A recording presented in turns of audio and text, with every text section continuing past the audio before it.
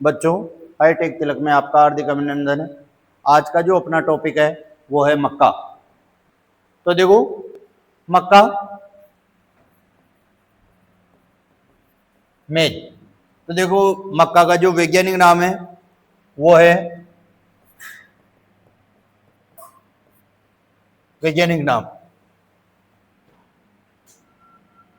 जिया मेज।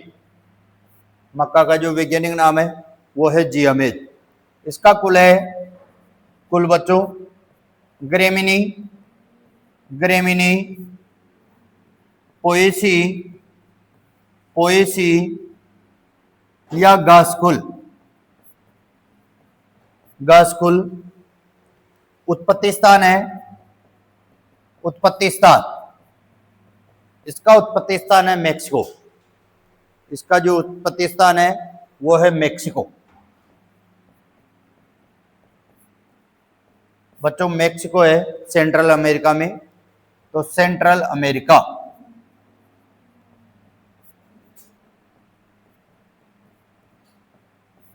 बच्चों, इसमें जो गुणसूत्र संख्या है 2n बराबर 20,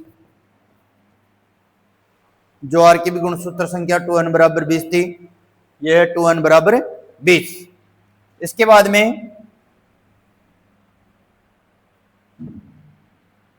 सामान्य संगठन, सामान्य संगठन, सामान्य संगठन में प्रोटीन की मात्रा, प्रोटीन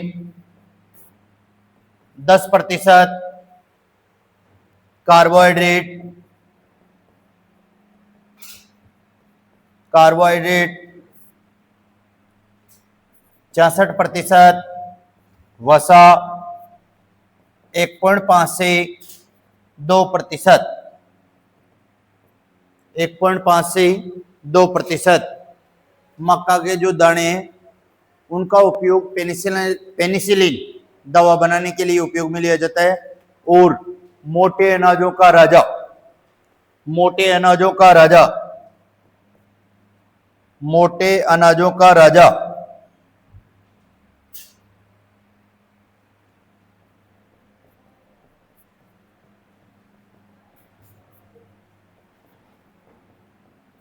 मोटे अनाजों का राजा भी कहते हैं इसको, मक्का को।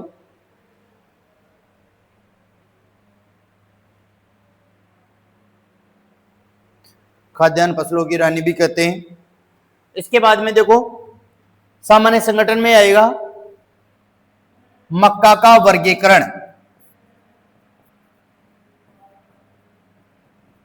मक्का का जो वर्गीकरण है 7 प्रकार से है, 7 प्रकार से, 7 प्रकार से मक्का का वर्गीकरण है। मक्का की जो उत्पत्ति हुई थी वो है पोडमेज मक्का, पोडमेज प्रजाति से मक्का की उत्पत्ति हुई थी। जियामेज, उसका जो वैज्ञानिक नाम है जियामेज ट्यूनिकाटा, जियामेज ट्यूनिकाटा, जो हमारे एशिया में सबसे ज्यादा जो प्रजाति पाई जाती है, उगाई जाती है, उसका नाम है जियामेज इंडुरेटा, जियामेज इंडुरेटा। तो देखो, एक बार मैं ये सातों के सातों प्रजातियां लिख रहा हूं और फिर डिटेल से वर्णन करेंगे। देखो, डेंट मेज, डेंट मेज,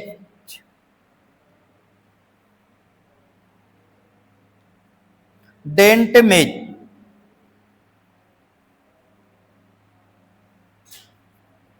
मक्का, और यह है प्रजाति डेंट मेज, डेंट मेज,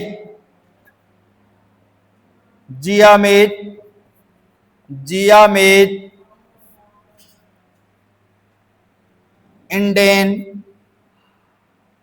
डेटा,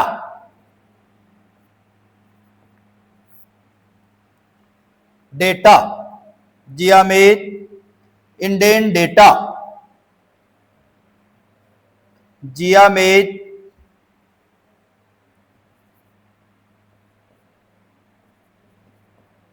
जियामेज इंडेन डेटा। इसके बाद में फ्लिंट मेज, फ्लिंट मेज, फ्लिंट मेज, फ्लिंट मेज, जिया मेज, जिया मेज, इंडूरेटा। देखो इसकी खासियत, इसकी जो खासियत है, सबसे ज्यादा एशिया में उगाई जाने वाली मक्का यह है। और इसका जो बीज है ना, बीज अपने डेंट, दांत के समान है, डेंट मेज। जिस इसका जो आकार है, इसके बीज का आकार है, वो दांत के समान है। फ्लिंट मेज, जिया मेज, इंडोरेटा सर्वाधिक एशिया में उगाई जाने वाली है। इसका क्वेश्चन भी आया हुआ है, सुपरवाइजर में भी आया हुआ है, जेट में भी आया हुआ है, जिया मेज, इंडोरेटा। इसके बाद में स्वीट मेज,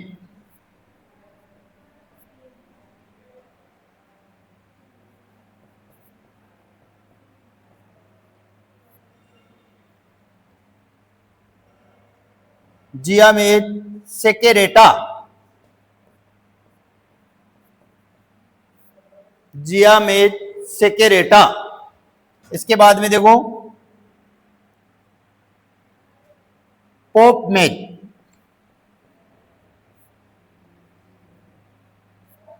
पोप मेज, जिया मेज, सेकेरेटा, जिया मेज, जिया मेज, इवर्टा, जिया मेज, इवर्टा। इसके बाद में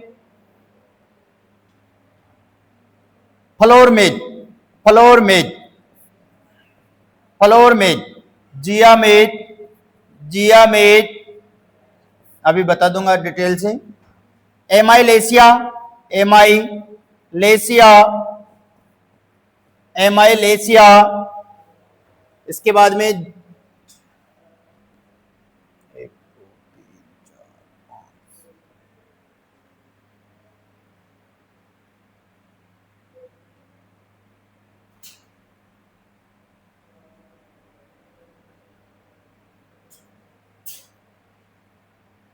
वेक्सी मेज,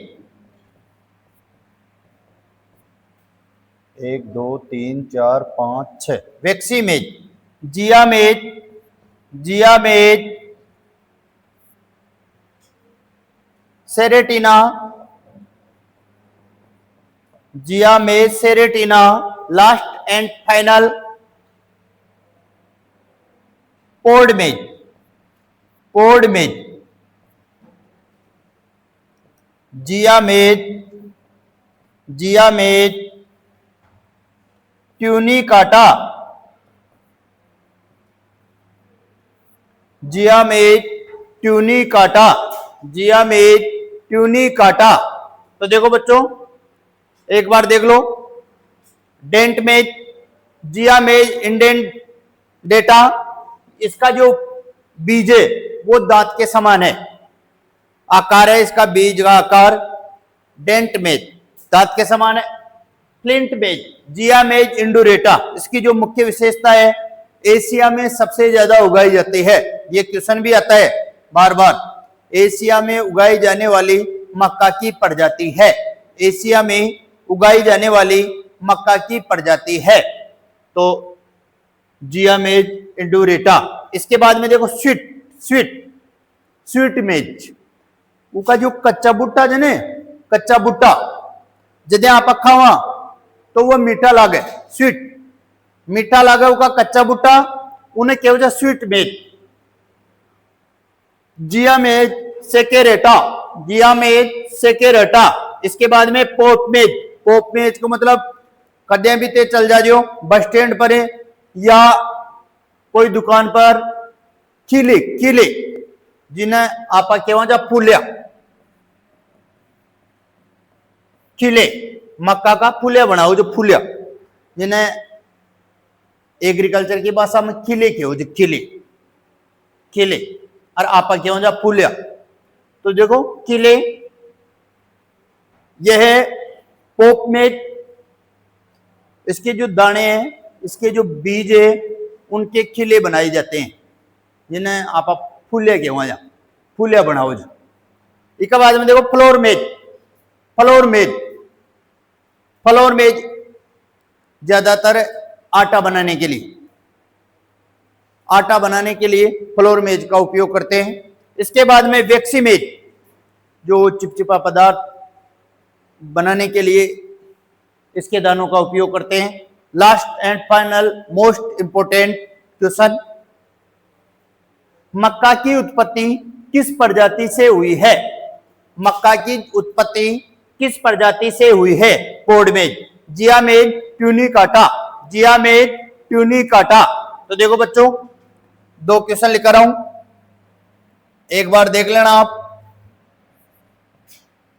एशिया में सर्वाधिक उगाई जाने वाली एशिया में सर्वाधिक उगाई जाने वाली मक्का की प्रजाति है, मक्का की प्रजाति है।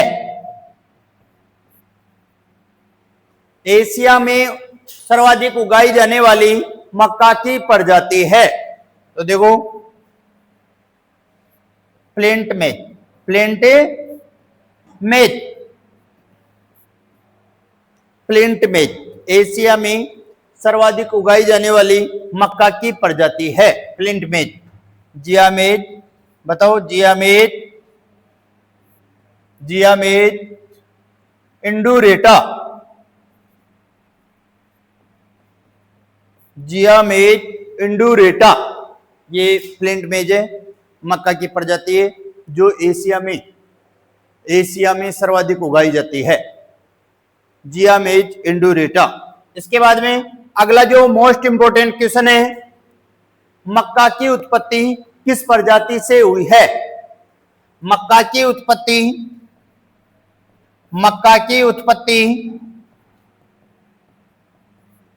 किस प्रजाति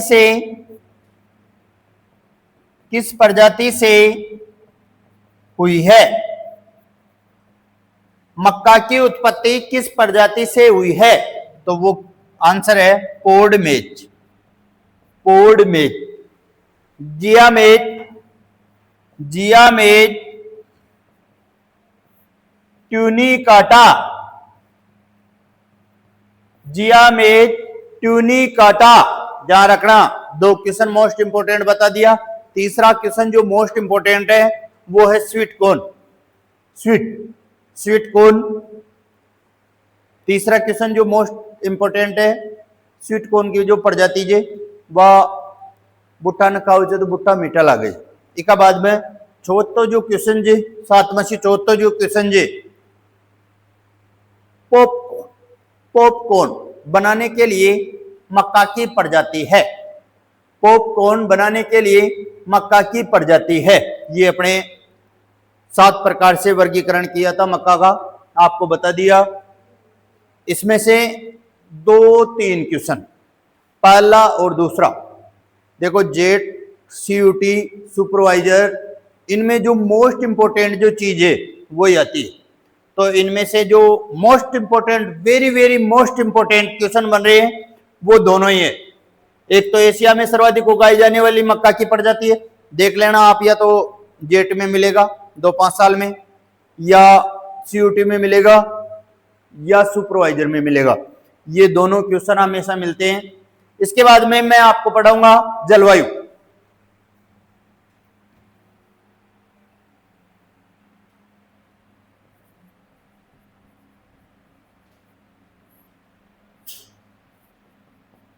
बच्चों, अपने राजस्थान में मक्का को खरीफ और रबी दोनों में बोते हैं, लेकिन आपको पूछ ले मुख्य रूप से मक्का किस ऋतु में बोई जाती है? मुख्य रूप से, तो मुख्य रूप से हमेशा ध्यान रखियो, मुख्य रूप से जो बाउज है वह खरीफ ऋतु में बाउज है, चौमासा में बाउज मुख्य रूप से।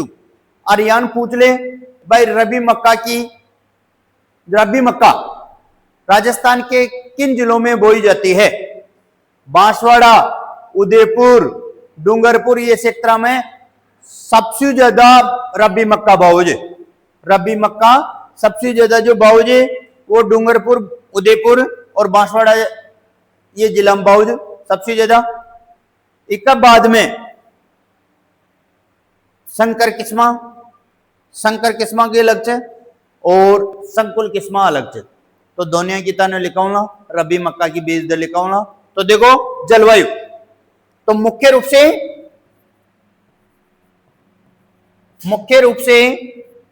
खरीफ ऋतु की फसल है। बता दिया आपको, मुख्य रूप से खरीफ ऋतु की फसल है।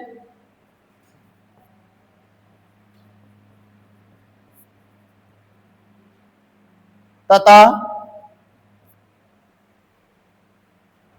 बांसवाड़ा,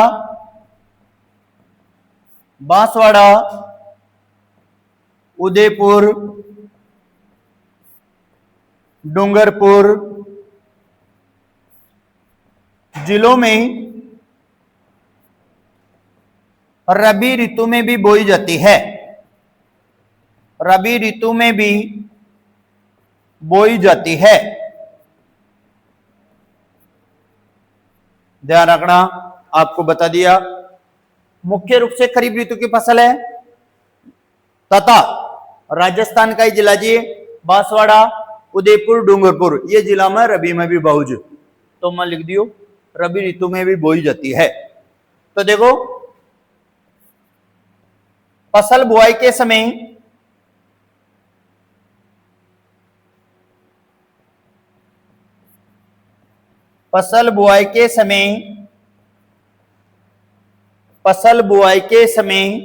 अब देखो मुख्य रूप वाली, आपको रबी का पूछ ले तो रबी का बता देना, वो ट्रिक के हिसाब से। मैं तो मुख्य रूप से जो बोते हैं उसके जो तापक्रम है वो लिखाऊंगा। तो देखो फसल बुआई के समय 25 से 30 डिग्री सेंटीग्रेड तापक्रम तथा बढ़वार व पकते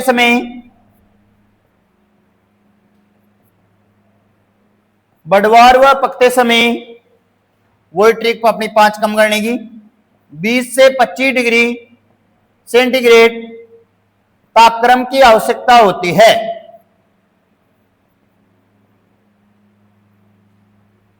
तापक्रम की आवश्यकता होती है।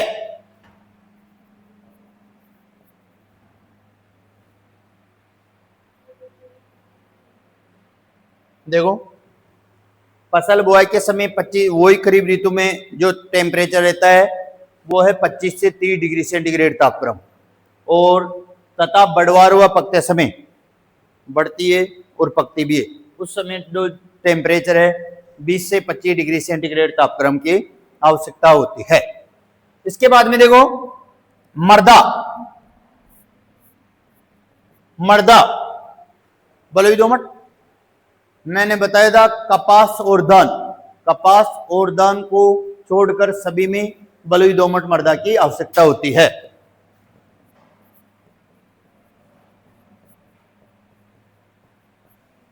मृदा बलुई दोमट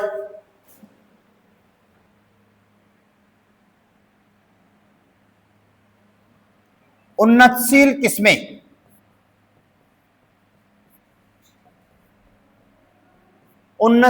किस्में संकर किस्में, एक बार देखो ट्रिक चेक, गंगा, गाट, खावची।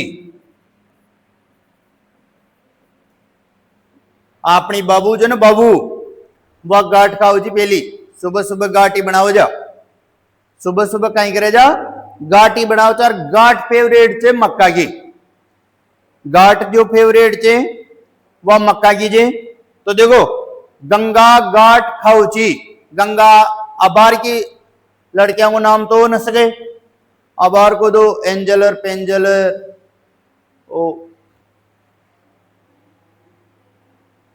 बहुत से नाम है, मेरे को तो मालूम नहीं है।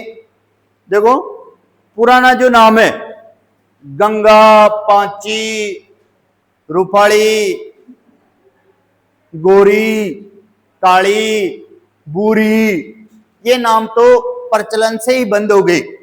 तो देखो मैंने ट्रिक बढ़ाई थी, मैंने जो ट्रिक बढ़ाई है, मैं जैसे मान लो आपकी दादी का नाम हो या आपकी परदादी का नाम हो, उसके हिसाब से पहले के आदमी कहते सुबह सुबह गांठ और दही या छाछ, जिन्हें कहो जो गांठ राबड़ी को सेवन करे जा, कहीं करे जा, गांठ राबड़ी खाओ जा, मस्त सो जाओ जा, गांठ राबड़ी खाओ जा, मस्त सो जाओ जा।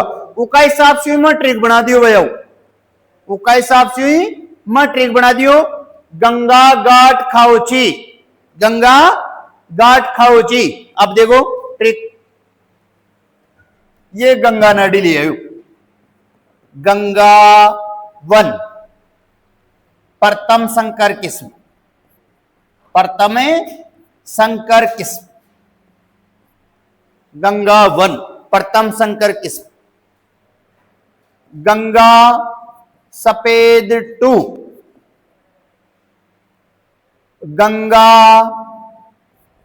11, Deccan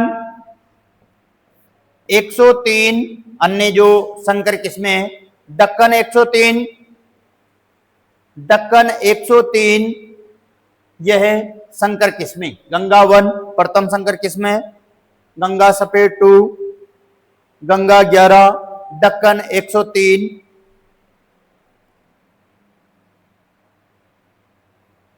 Pusa early, Pusa early hybrid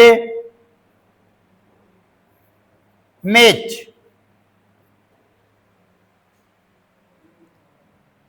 PAHM, Pusa, देखो पूसा अर्ली हाइब्रिड मेज, पूसा अर्ली हाइब्रिड मेज 1, ये भी संकर किस्म है। इसके बाद में मैं आपको जो बताऊंगा वो है संकुल किस्में। संकुल का मतलब देसी किस्में, देसी किस्में, देसी किस्में या संकुल किस्में।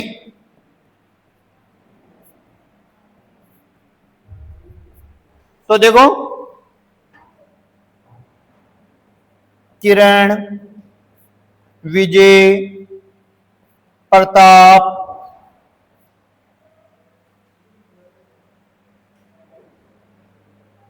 नवीन, नवजोत, किरण, विजय, प्रताप, नवीन, नवजोत, अरावली, अरावली, अरावली। इसके बाद में माही धवल, माही धवल, माही कंचन। ओए एक बार ध्यान रखना इन दोनों का, इन दोनों का ध्यान रखना। कहां से निकाली गई है? राजस्थान से। राजस्थान में कहां से निकाली गई है? बांसवाड़ा। देखो ध्यान रखना, राजस्थान से निकाली गई है। राजस्थान में किस जिले से निकाली गई है? बांसवाड़ा। तो राजस्थान क्या? बांसवाड़ा। माई धवल, माई कंचन, ये है किरण, विजय, प्रताप, नवीन, नवजोत, अरावली, माई धवल, माई कंचन, ये इसकी जो संकुल किस्में हैं ये है। इसके बाद में देखो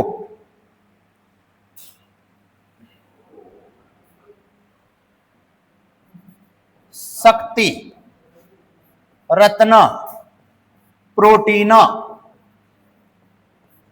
शक्ति, रत्ना, प्रोटीना, शक्ति, रत्ना, प्रोटीना, शक्ति, रत्ना, प्रोटीना। देखो tryptophan, tryptophan, lysine, tryptophan, lysine अम्ल सर्वाधिक मात्रा में पाई जाता है। और एक चीज आपको और बता दूं, सामान्य संगठन में इसके मक्का है ना, इसमें कौन सा जीन पाया जाता है? मक्का में जो जीन पाया जाता है ओपेक 2 फ्लोरी 2, ओपेक 2 फ्लोरी 2। ध्यान रखना, ये क्वेश्चन आया हुआ है सुपरवाइजर में, ओपेक 2 फ्लोरी 2। तो देखो, शक्ति रत्ना प्रोटीना, शक्ति रत्ना प्रोटीना, इसमें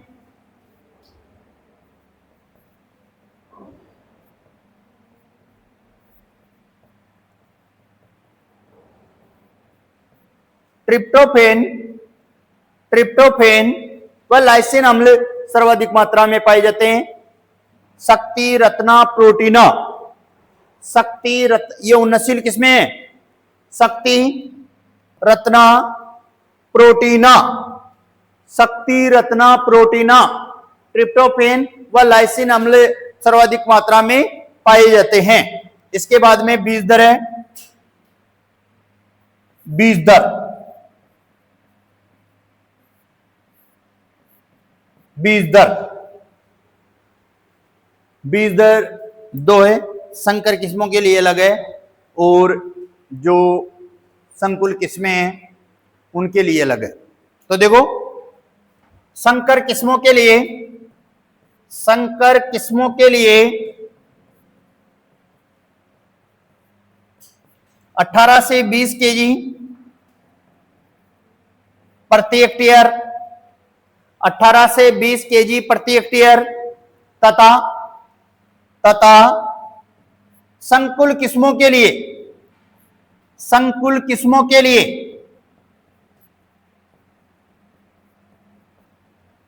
अड़ी लियो, हाँ अरे अड़ी लियो, 20 से 25 केजी बीज प्रति हेक्टेयर की आवश्यकता होती है। देखो ध्यान रखो, आप कंफ्यूज हो जाओगे।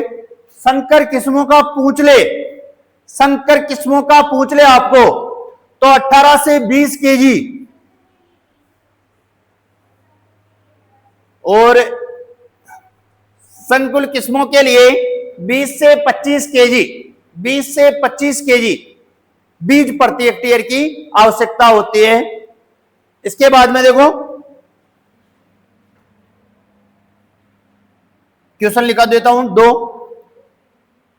प्रति हेक्टेयर, नहीं क्वेश्चन नहीं, अभी तो जो अपनी रबी मक्का है, रबी मक्का की जो बीज दर है, रबी मक्का की जो बीज दर है वो कितनी रखते हैं? देखो, रबी मक्का के लिए, रबी मक्का के लिए 30 केजी, रबी मक्का के लिए 30 केजी बीज प्रति हेक्टेयर की आवश्यकता होती है। तो देखो ध्यान रखना, एक चीज ध्यान रखना, आपको ऐसे याद, जैसे 64,000 आपको याद नहीं रहे, 64,000 आपको याद नहीं रहे, तो जो खरीफ मक्का है उसका तो 60,000 से 64,000 याद कर लेना, और जो रबी मक्का है 90,000 पौधे, 90,000 पौधे प्रति हेक्टेयर। ध्यान रखना ये चीज का, आपको फिर भी याद नहीं रहे तो 3 गुना पौधा, बीज दर का 3 गुना, 20 40 60, 3 गुना। देखो 30 का 3 गुना 90, 30 का 3 गुना 90,000 पौधा, 3 गुना पौधा अधिक लागे जी, 3 गुना को मतलब यार कोने भाई 3 गुना कर देते, 30 × 3, 3 गुना तो 90,000 पौधा, 90,000 पौधा लगला। और इमच या तो 64,000 आ जाओ ऑप्शन में तो 64,000 करनी जी, और 60,000 आ जाओ तो 60,000 करनी। तो 64,000 पौधा ये खरीफ मक्का के लिए, और 90,000 पौधा ये रबी मक्का के लिए। प्रति हेक्टेयर में 90,000 पौधा लगे। एक बाद में देखो,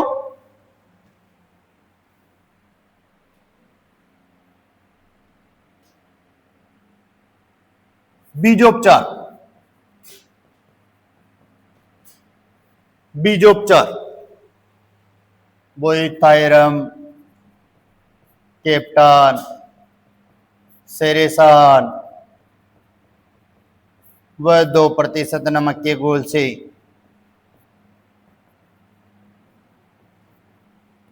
बीजों को उपचारित करते हैं। वैसे क्वेश्चन तो नहीं आएगा ये, फिर भी एक बार तो लिखा देता हूं। थायरम, कैप्टन, सेरेसान व 2% नमक के घोल से बीजों को उपचारित करते हैं। इसके बाद में बुआई की विधि, नहीं बुआई का समय, पहले बुआई का समय।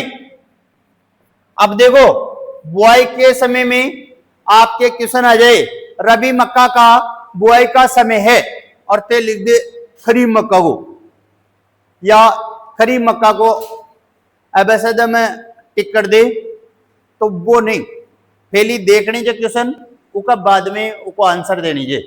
तो देखो मैं लिख रहा हूं खरीफ मक्का 15 जून से 15 जुलाई, शायद कंफ्यूज नहीं हो गए आप। रबी मक्का, रबी मक्का, रबी मक्का की जो बुआई का समय है 15 अक्टूबर से 15 अक्टूबर से 15 नवंबर, 15 अक्टूबर से 15 नवंबर, यह है रबी मक्का। और खरीफ मक्का का पूछ ले आपको तो 15 जून से 15 जुलाई। बुआई की विधि,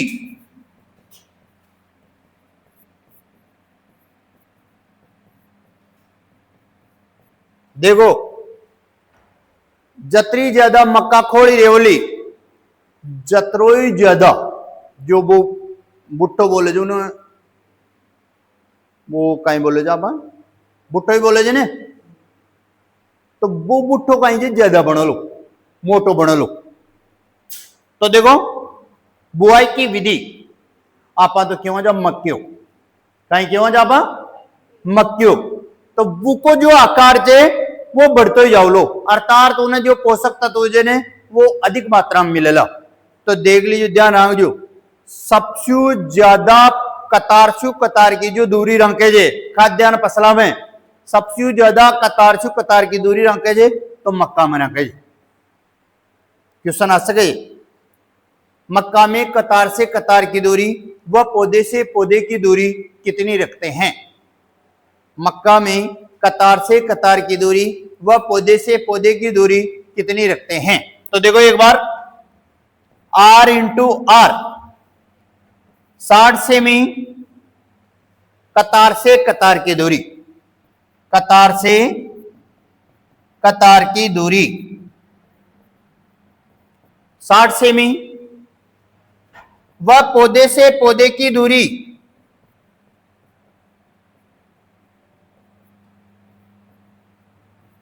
पौधे से पौधे की दूरी 20 से 25 सेमी, 20 से 25 सेमी। कतार से कतार की दूरी 60 सेमी, पौधे से पौधे की दूरी 20 से 25 सेमी, या तो 20 या 25, 20 से 25 सेमी, ध्यान रखना। अब अगला जो टॉपिक है अपना वो है मोस्ट इंपोर्टेंट, सिंचाई। सिंचाई, तो इसमें देखो, इसमें सिंचाई दोनों ही मोस्ट इंपोर्टेंट है। प्रथम सिंचाई नर मंजरी आते समय शुरू को वो आओ ना क्षण को ऊपर वालों, शुरू में जो क्षण को आओ 40 से 45 दिन की अवस्था में प्रथम सिंचाई करे जे, 40 से जो 45 दिन की अवस्था में जे प्रथम सिंचाई करे जे। और दूसरी जो सिंचाई करे जे मादा मंजरी, मादा मंजरी। एक बार देखो तने डिटेल से बताऊं जो फिर क्वेश्चन में लिखा दूंगा। देखो नर मंजरी, नर मंजरी उन्हें तो क्यों जो टेसल, मादा मंजरी, मादा मंजरी उन्हें क्यों जो सिल्क। यो क्वेश्चन है जो अबार जे 2023 में आई जो 24 में आई, 23 में आई जो 24 में। नर मंजरी टेसल, मादा मंजरी सिल्क, मादा मंजरी सिल्क, नर मंजरी ने टेसल के हो जे, मादा मंजरी ने सिल्क के हो जे। अब देखो प्रथम जो सिंचाई करे जे, प्रथम जो सिंचाई नर मंजरी अवस्था पर करे जे, नर मंजरी अवस्था पर है, और जो दूसरी सिंचाई करे जे मादा मंजरी अवस्था पर है। तो देखो ओ श्यान को क्षण को आओ क्षण को ऊपर लो। यदि आप प्रथम सिंचाई करे नर मंजरी आते समय, यान पूछ ले, दिन पूछ ले तो 40 से 45 दिन। और नर मंजरी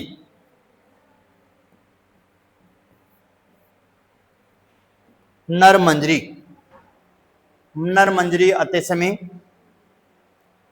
40 से 45 दिन, या तो 40 से 45 दिन पूछेगा या नर मंजरी। मक्का में प्रथम सिंचाई या मक्का की मुख्य क्रांतिक अवस्था है, दोनों क्वेश्चन दे दे, दोनों आंसर दे दे आपको। तो फर्स्ट जो स्टार्टिंग है भाई, मान लो मन पानी न मिलो पहली तो मैं जीवित रहूंगा वे, तो जो मुख्य क्रांतिक अवस्था पूछ ले मुख्य, तो नर मंजरी आते समय, नर मंजरी आते समय मुख्य 40 से 45 दिन। तो देखो सिंचाई, सिंचाई है प्रथम सिंचाई, प्रथम सिंचाई नर मंजरी आते समय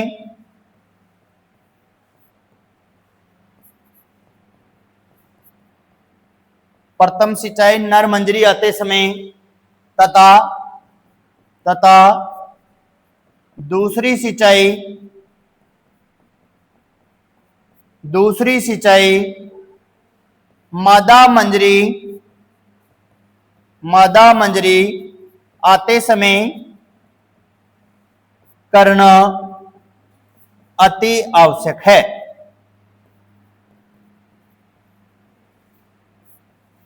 देखो नर मंजरी को अडे लिख भी लो, 40 से 45 दिन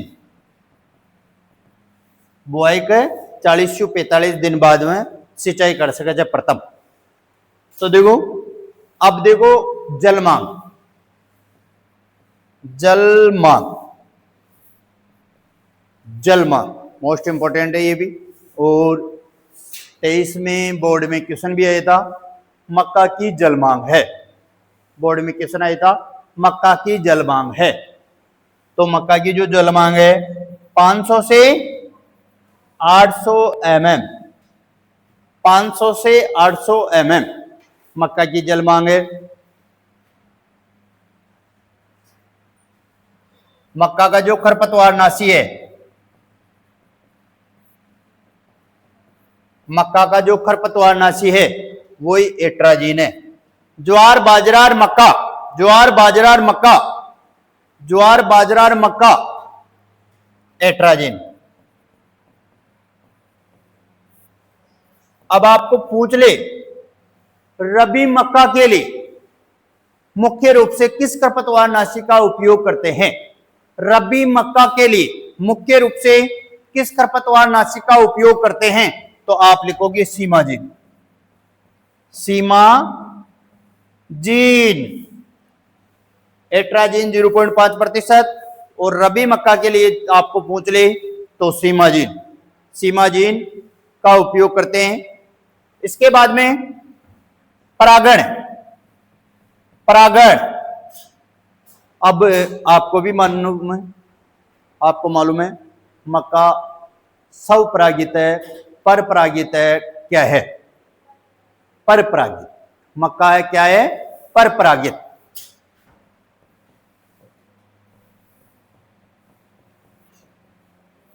मक्का परपरागित है।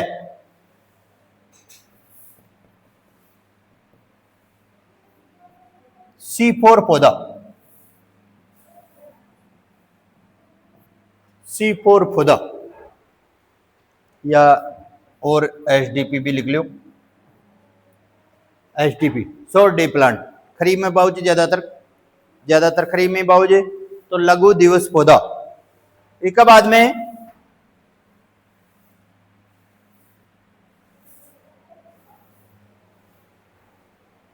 सिंगल क्रॉस तकनीक।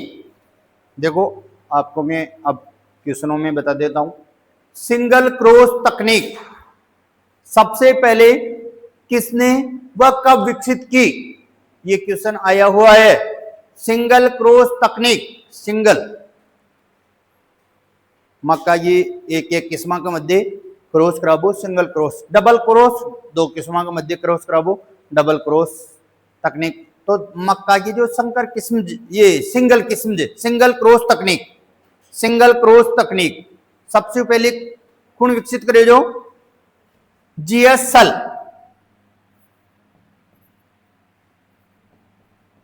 1910। देखो मैं क्वेश्चन में लिखा दूंगा, फिर चलो क्वेश्चन ही लिख दो। सिंगल क्रॉस क्रॉस तकनीक सबसे पहले किसने विकसित की? तो जीएस सल 1910। अब देखो सिंगल क्रॉस तकनीक। अब देखो दूसरा क्वेश्चन, डबल क्रॉस तकनीक। डबल क्रॉस तकनीक सबसे पहले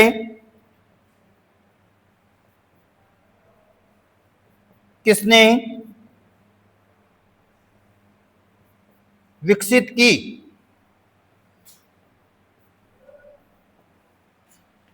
तो देखो डबल क्रॉस तकनीक सबसे पहले किसने विकसित की? डीएफ जोन्स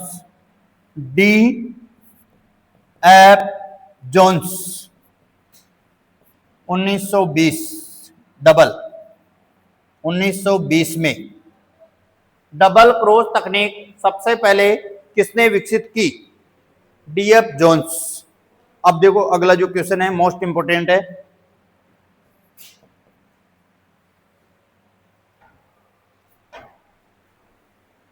मक्का में कौन सी प्रोटीन सर्वाधिक मात्रा में पाई जाती है? OPEC 2 फ्लोरीड 2, OPEC 2 फ्लोरीड 2। मक्का में कौन सी प्रोटीन, कौन सी जीन, प्रोटीन नहीं, कौन सी जीन सर्वाधिक मात्रा में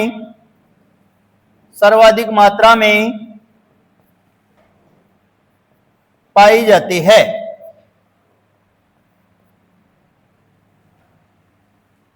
ओपेक 2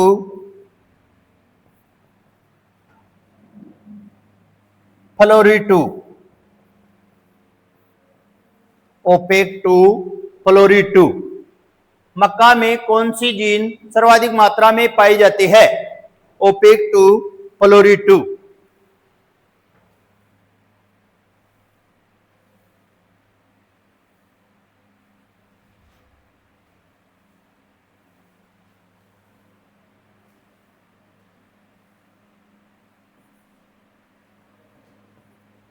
अब देखो बच्चों पृथक्करण दूरी का क्वेश्चन आ रहा है। पृथक्करण दूरी मक्का की संकुल किस्मों की पृथक्करण दूरी है। मक्का की संकुल किस्मों की पृथक्करण दूरी है। मक्का की संकर किस्मों की पृथक्करण दूरी है। दो क्वेश्चन है इसमें, संकर और संकुल। मक्का की संकुल किस्मों की पृथक्करण दूरी है 400 200 एम। संकर किस्मों की पूछ ले तो 600 300 एम। तो देखो मक्का की संकुल किस्मों की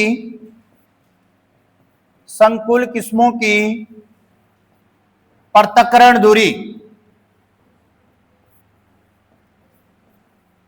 पृथक्करण दूरी बता दिया आपको। आनुवंशिक शुद्धता बनाए रखने के लिए दो किस्मों के मध्य जो दूरी रखते हैं उसे पृथक्करण दूरी कहते हैं। तो देखो मक्का की संकुल किस्मों की पृथक्करण दूरी है 400 200 एम,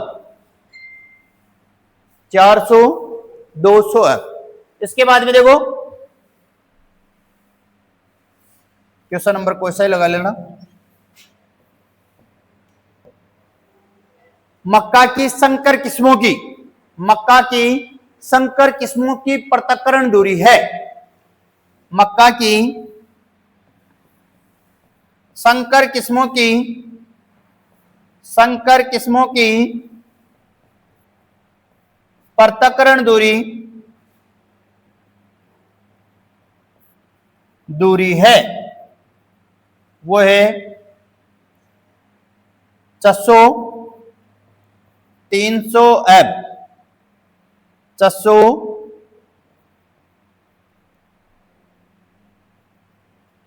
मक्का की संकर किस्मों की पृथक्करण दूरी है यह है। इसके बाद में देखो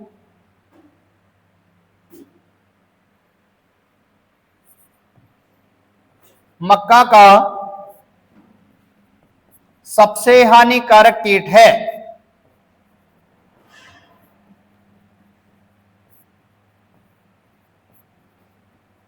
मक्का का सबसे हानिकारक कीट है वो है सफेद लट। ध्यान रखना, सफेद लट का सबसे ज्यादा नुकसान पहुंचाती है जड़ों को। सफेद लट सबसे ज्यादा जो नुकसान पहुंचाती है वो जड़ों को नुकसान पहुंचाती है। तो देखो मक्का का सबसे हानिकारक कीट है सफेद लट।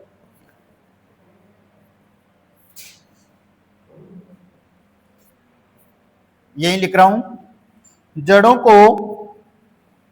को सबसे अधिक नुकसान पहुंचाती है।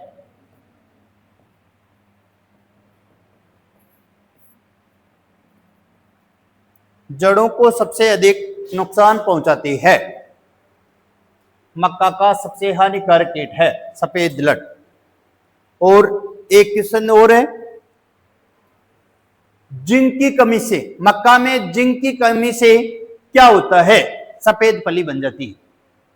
सफेद फली बन जाती है जिंक की कमी से। ध्यान रखना, जिंक की कमी से सफेद फली बन जाती है। और आपको बता दिया, नर को टेसल कहते हैं, मादा को सिल्क कहते हैं। नर को टेसल कहते हैं, मादा को सिल्क कहते हैं। परपरागित फसल है। हाँ, ये प्रोटोगाइनी है या प्रोटोएंड्री? प्रोटोएंड्री।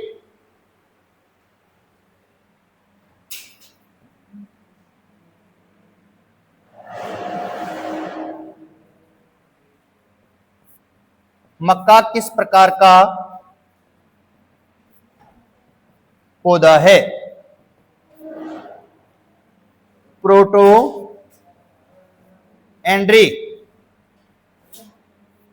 देखो प्रोटोएंड्री प्रोटोगाइनी में क्या अंतर है लिख तो दिया आपा, सारा टीचर लिखा दीजिए, इसको उच्चारण न करे। तो एक बार देखो, प्रोटोएंड्री नर पुष्प पहली अंकुरित तो हुए उन्हें क्या हो प्रोटोएंड्री।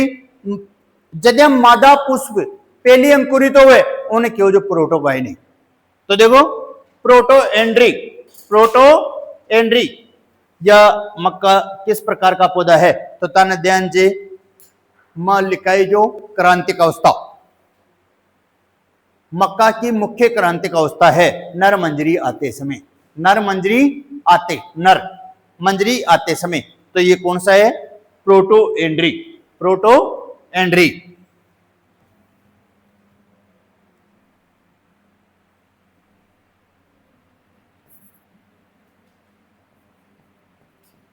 अनाजों की रानी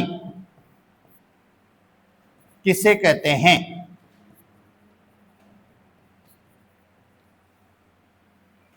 मक्का को, और मोटे अनाजों की रानी भी इसे कहते हैं। राजा नहीं, रानी। मोटे अनाजों की रानी इसे कहते हैं, और अनाजों का राजा गेहूं को कहते हैं। और मोटे अनाजों की रानी इसे कहते हैं। और मोटे अनाजों का राजा ज्वार। बताया था मैं आपको, मोटे अनाजों का राजा ज्वार, मोटे अनाजों की रानी मक्का। इसके बाद में अनाजों का राजा गेहूं, खाद्यान्न फसलों का राजा गेहूं। और खाद्यान्न फसलों की रानी मक्का। देखो, मोटे अनाजों की रानी, अनाजों की रानी किसे कहते हैं? मक्का को। मोटे अनाजों की रानी भी मक्का को कहते हैं। इसके बाद में